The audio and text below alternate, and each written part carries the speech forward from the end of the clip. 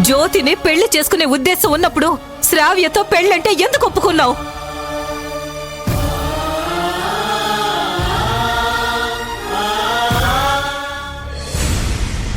పెళ్లి పీటల దాకా ఎందుకు తీసుకొచ్చావు?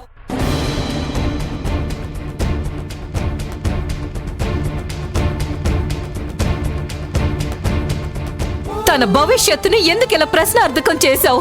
మాకెందుకిలా తల వంపులు తీసుకొచ్చావు?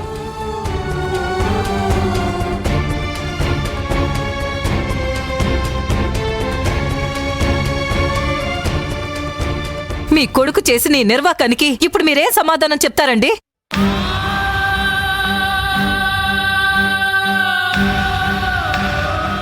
శ్రావ్యనే మీ ఇంటి కోడలని చెప్పారు, నిశ్చితార్థం కూడా చేసుకున్నారు.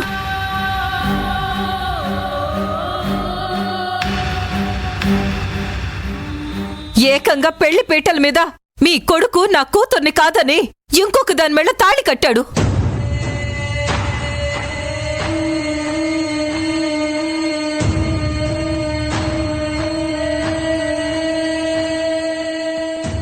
శ్రావ్య బతుకుని నడి రోడ్డు మీద నిలబెట్టారు.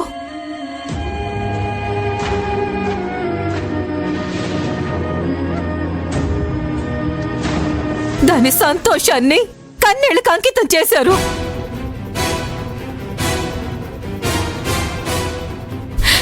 జీవితకాలపు దుఃఖాన్ని మూటగట్టారు.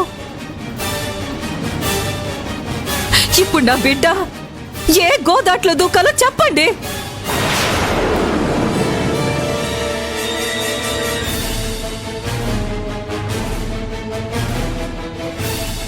ఏం దొరబాబు,